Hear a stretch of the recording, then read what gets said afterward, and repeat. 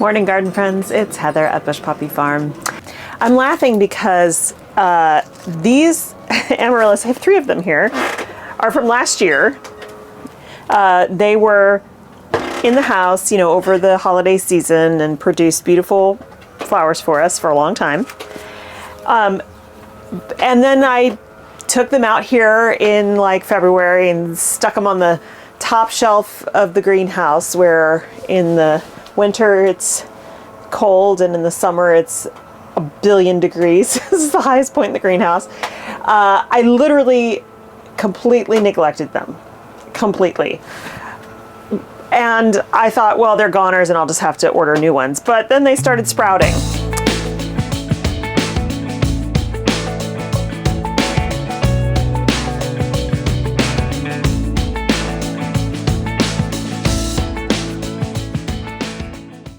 So I'm going to tell you the right way to do this. Feeling though I'm super happy and lucky that these decided to come back for me, but the proper way to do things, I'm going to plant these up today. Basically, I'm going to pot them up into what I'm going to bring into the house, because we are heading into colder temperatures, and amaryllis are a South American summer blooming plant. So we are forcing them to bloom in the holiday seasons for us. You could have amaryllis at your house that bloom all summer long if you wanted to, but we are basically trying to trick the plant into blooming over the holiday season instead, because that is not what it wants to do. Okay, so when you get your amaryllis bulb, whether you get it at the nursery or in the mail or whatever, you're going to pot that up, and I'm going to show you how to do that. You can do it in water, or you can do it in soil. If you do it in water, you won't be able to save that bulb for next year. However, if you do it in soil, you can reuse them year after year. The reason you can't do it if you put it in water is that it just kind of rots the bulb out eventually, and then it can't get enough nutrients to fix the bulb and to then go on to produce the next year. So I'll show you how to pot it up, but it wants very free draining soil. You don't want this bulb to be soaking in water. And actually I have overwatered this one. The soil is very wet. This needs to be repotted very quickly. These bulbs rot easily, and don't want that to happen, because if that happens, goodbye plant. Okay, so free draining soil. So I would recommend mixing in some sand, perlite. You just want a lot of grit so that it freely drains. So make sure if you're going to put it in a container, which you can do like this with no drainage holes on it, then you're going to want to put put the soil in and put a layer at the bottom of charcoal, and that will help with the smell. The same thing if you're going to do it in a glass. This needs to be cleaned out. This is from last year, but a glass container with stones filled with water, because the bulb will be sitting on top of the stones, and if you use charcoal in here, it won't smell. Otherwise, your water is going to start to stink, and it's not pretty. Okay, so I'll show you how to pot those up. But then what you do, if you get your amaryllis bulb, if it has leaves, then we'll move to the next step. But it's probably going to be completely bare, right? Just the bulb with this dead stuff on top. So you're going to pot it up, and they like to be pot bound. They don't like a lot of space. So put it in a small pot. It's a huge bulb. Put it in a small pot, or cram a bunch of them in a larger pot. Then you're going to put it in a dark, cool place for 10 to 12 weeks. I know that sounds crazy.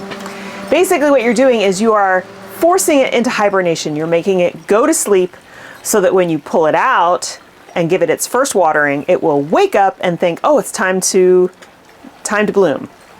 Now, if it already has leaves coming out, then you're not going to do the hibernation thing. What you're going to do is you're going to pot it up and you're going to put it in a warm spot in your house. They want it to be 70 to 80 degrees, not in direct sun.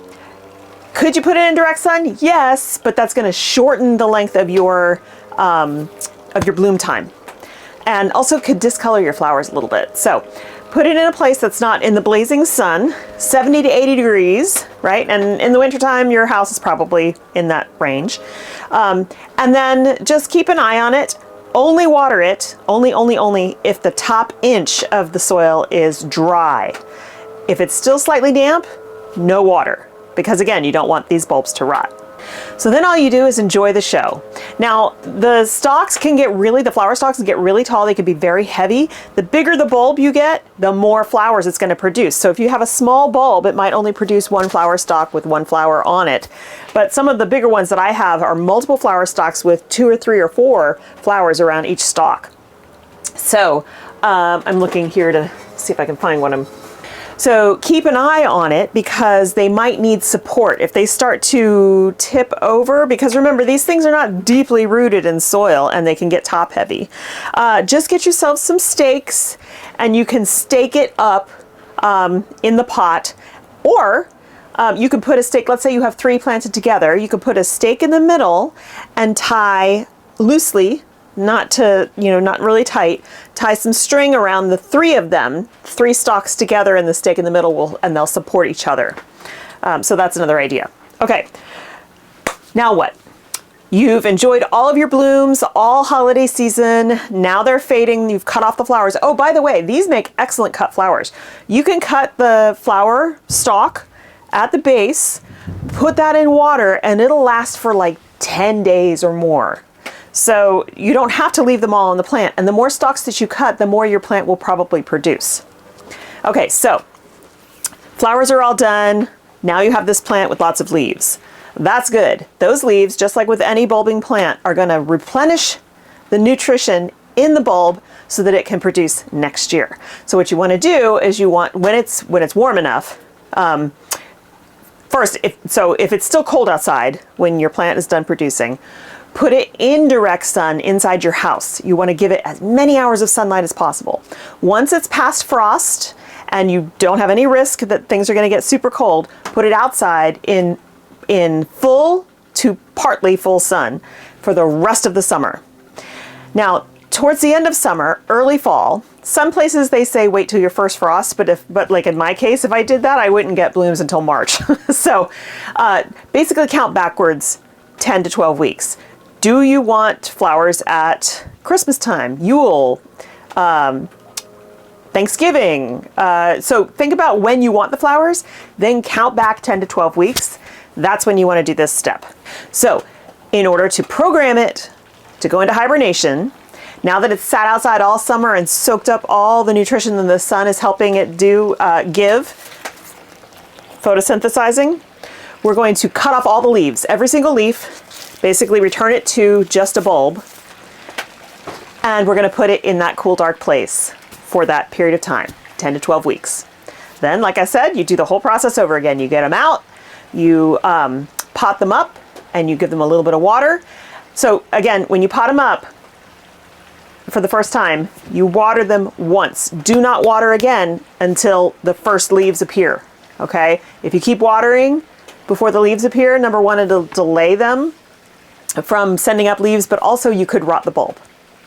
All right, so let's get started. I will show you how I'm going to pot these 3 up. The unexpected ones, I honestly didn't expect to have them do anything for me. So I'm gonna give them some nice space to live in, I think. And I have a bunch of pots. I'm looking above the camera here, a bunch of pots. I have to decide how I want to work with these guys. I think I have some ideas. I'm not sure if I'm gonna do paper whites this year, but if I do, I still have some containers I can put those in, and we'll do a separate video on those.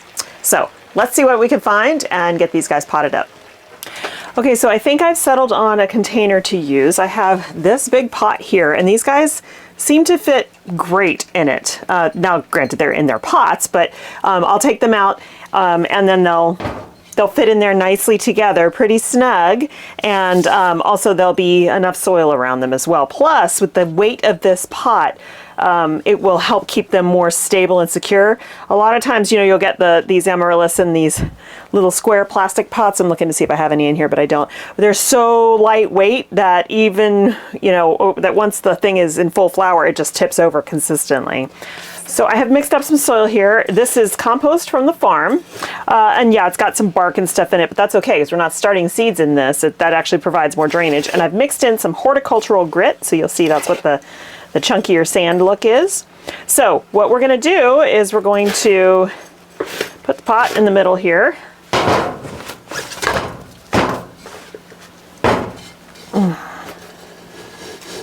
Okay, I'm going to put some gloves on. I have lots of splinters in my hand, wood and metal, from the last couple days of doing stuff without wearing gloves, foolishly.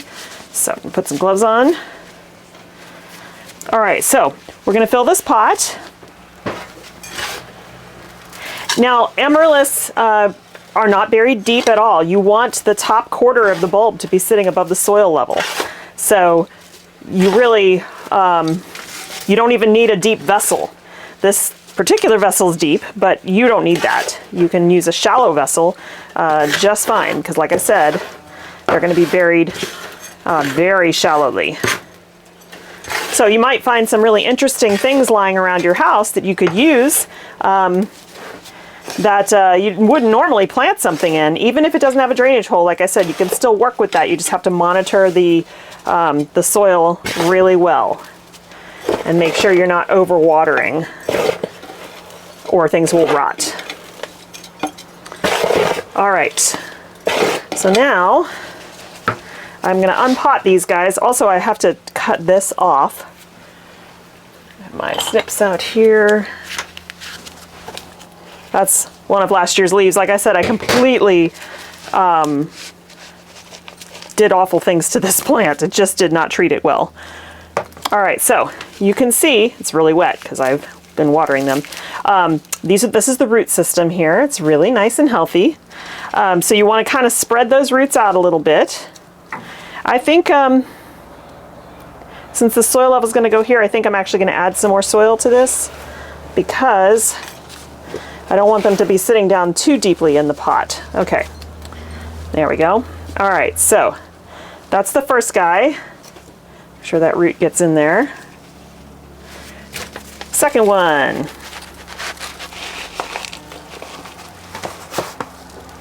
Okay, this is a great root system. Now, this is not a new root system. It didn't just develop it this season. This is from last year. All right. Now this pot is big enough actually that I could have even fit a fourth one in here, but we'll give this a try. Remember, they kind of like to be crowded. I am spreading out the roots somewhat. Okay, so we're going to nestle them down, and then it's just all about backfilling. I think it might be easier to do this with my hands.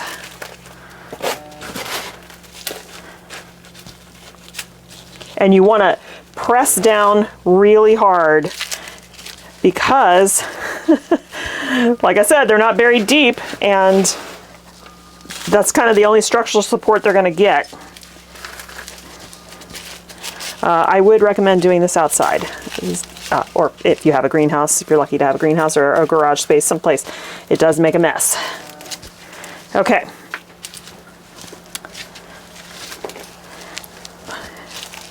Pressing down. All right, so this one's a little bit low. Okay, oh good, there we go. I'm pulling away some of the leaf detritus. All right. Now, if these roots were dry, they are not because I've been watering, I would give it a little bit of water right now. But that is not what they want or need. So now I'm going to take this inside and put it on my kitchen island where I always put these guys because it gets some morning sun, a little bit of afternoon sun, but for the most part it's not sitting in the blazing sun in the winter time. So that's it. That's all there is to it for amaryllis. These guys are now, oh, it's heavy, all potted up. They will help support each other while they're growing, and I will probably put a stake in the middle and wrap the blooms once they start coming up to keep them secure. So now's the time. You can find Amaryllis bulbs online. You can also find them at your local nurseries right about now. And some of them may even be already starting to send up leaves, which would mean you wouldn't have to do the 10 to 12 week hibernation period for them. So now is the time if you want some December and January blooms. Keep in mind, amaryllis come in a million beautiful colors. Some of them are not just holiday colors like white and red. There's lots of pinks and apricots and other stuff that looks really pretty in the very early spring while everything is still dormant outside. So don't think of them as just a holiday flower. If you would like some lightness and brightness in your house after the holidays when everything's kind of in a slump, pick up some more tropical colored amaryllis and you'll really enjoy them in your home. Thank you so much for joining me today. I hope you have a great time in your garden. I really hope you'll give amaryllis a try. Let me know if you have any tips and tricks for amaryllis, getting them to come back year after year. And I will see you in the next video. Bye.